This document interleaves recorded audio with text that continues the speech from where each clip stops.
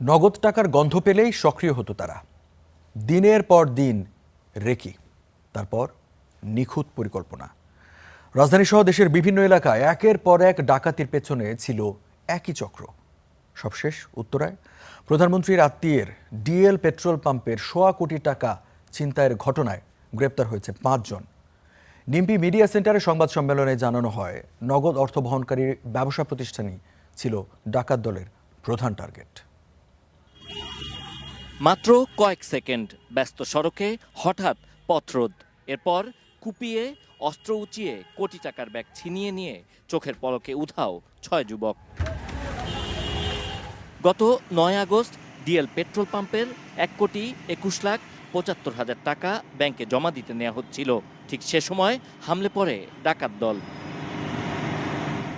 CCTV ফুটেজে দেখা যায় ৩টি মোটরসাইকেলে ৬ যুবক গাড়ির গতিরোধ করে, মুহূর্তেই টাকার ব্যাগ ছিনিয়ে নিয়ে আবারও মোটরসাইকেলে করেই পালিয়ে যায়।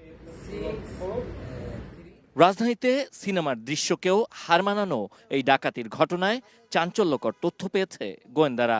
এ ঘটনায় সাগর ও ইদ্রিস সহ ৫ ডাকাতকে গ্রেপ্তার করা হয়েছে।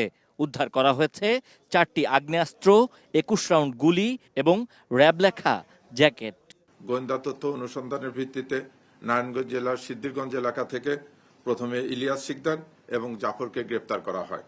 তাদের দেওয়া তথ্যের ভিত্তিতে বন্দর থানার একটা ভাড়া বাসা থেকে 2টি 7.65 পিস্তল, 3টি ম্যাগাজিন, 6 রাউন্ড গুলি, 4 জোড়া হাতকড়া, র্যাব লেখা 3টি ভেস্ট ও 2টি কালো ক্যাপ, 2টি নাম্বার প্লেট ও র্যাবের মনোগ্রামযুক্ত 4টি ভুয়া পরিচয়পত্র ও 3টি ওয়াকি টকি সেট উদ্ধার করা হয়।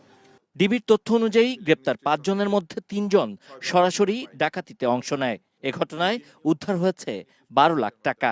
তবে ছিনিয়ে নেওয়া বাকি অর্থ এখনো উদ্ধার করা যায়নি। রবিল ও মিন্টুর দেওয়া তথ্যের ভিত্তিতে শ্যামপুর থানাধীন পোস্তকলা এলাকায় অভিযান চালিয়ে সাগরবাড়িকে গ্রেপ্তার করা হয়।